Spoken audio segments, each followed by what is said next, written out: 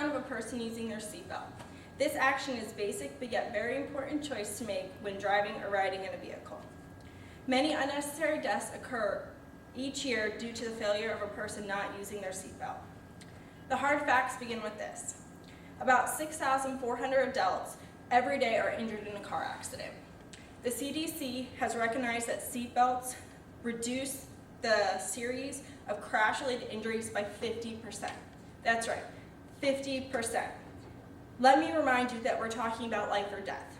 Using your seatbelt is a simple action that could possibly save your life. The question is what can we do to promote the use of seatbelts? The first thing we can do is at a state level, which Florida actually participates in. They're a seatbelt law state.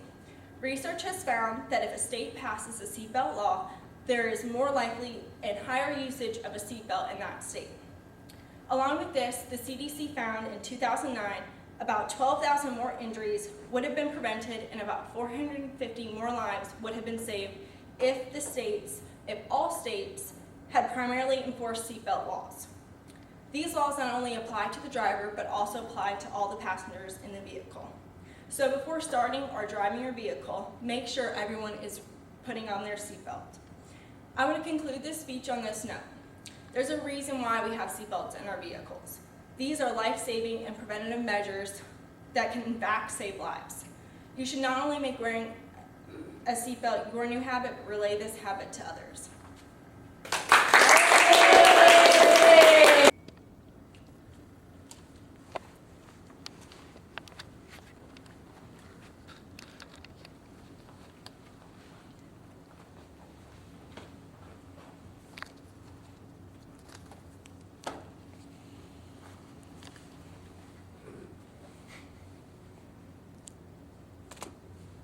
Click.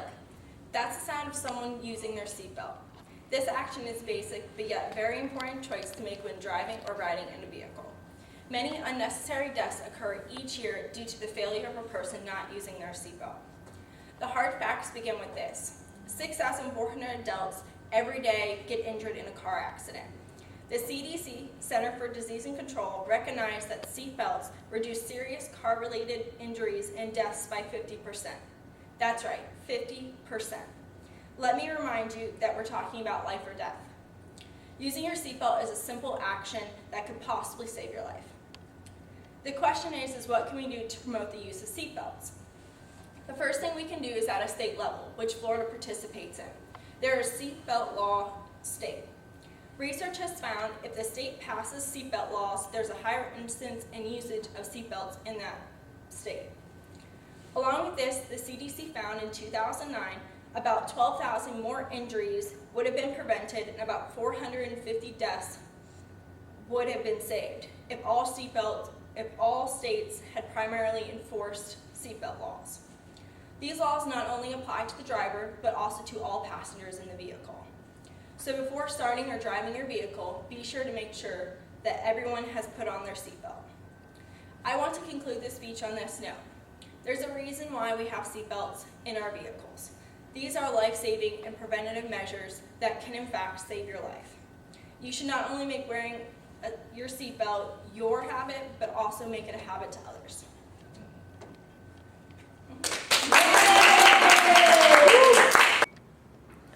Final University Colloquium Project by Kelly Haspring. My name is Kelly Haspring. I currently reside in Manatee County, Florida, in a city named Bradenton. I have lived in this area my entire life. I am currently attending the State College of Florida for nursing and will graduate in December with a nursing degree. Along with this, I decided to go back to FGCU to finish my Associates of Arts degree. My passions include the great outdoors and my nursing career. Since I am from the Bradenton area, here's an environmental view of my town. Our transportation includes the MCAT system, which is a bus system that not only allows us to preserve gas, but is exploring hybrid solutions in transportation. We have locally owned farms and farmers markets frequently throughout the year. Preservation areas such as Robertson Preserve, Lake Manatee State Park, and many more. Bradenton is actively a part of sustainability programs. The Florida Green Builders Coalition, which is a sustainability focused group, issued Manatee County the Green Local Government Certification. To receive this award, the county had to prove it met a list of criteria and standards that focused on improving environmental performance through a number of mediums: energy, water, air, land, and waste. The public benefited from the improvement in water quality, a reduction in carbon emission, and a reduction in landfill waste. Keeping with the environmental theme, another passion of mine is my career in healthcare. At first, when you think of healthcare, you wouldn't necessarily think that environmental issues would play a role in this type of field. Some of the main issues that are identified is the excess energy use that is seen within the healthcare field, which leads to more pollution. By releasing harmful chemicals into the environment, we are not only affecting our surroundings, but also affecting the health of the people in our community. Due to the increase in waste production by the healthcare facilities, such as disposable gloves and other supplies, facilities usually dispose of them through a burning process. Once again, this is releasing harmful chemicals into the environment, which is ultimately affecting the public health. What can we do? By going green, healthcare facilities can not only decrease the harmful additions to the environment, but in the long run can decrease harmful effects to the people in our community. One of the major nursing principles that I have been taught is the principle known as the duty to do no harm, which relates to the core concept in Colloquium called sustainability.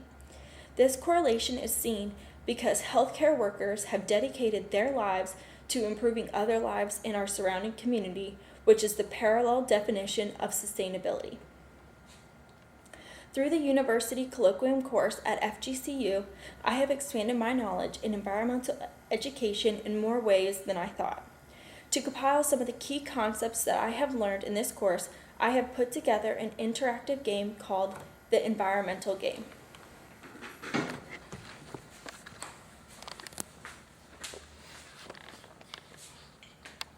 This is the environmental game. First thing you're going to do is go ahead and separate your classroom into two teams, a yellow team and a blue team. Each team will receive a group of cards that I will explain later. Next thing you're going to do is go ahead and put your main issues on the board, or main topics or concepts. Personally, 3 concepts that we learned in this course have really set home with me. The first one is natural energy resources, the next is biodiversity, and the last is sustainability versus mass production. With these issues stated on the board, there are cards that correlate with these issues. On the card, it has the directions, the focus of the issue, and then a posed question at the bottom. The directions include this. You will have 5 minutes to talk with your group about the issue. Once you place the cards on the board, you should be able to not only explain the issue, answer the question, and explain why you chose your answer. For natural energy resources, I pose this question. Do you feel that exploring alternative/renewable energy sources should be looked into rather than endorsing fossil fuel usage?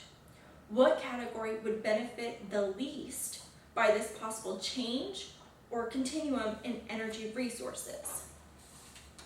Would it be house, city, or world?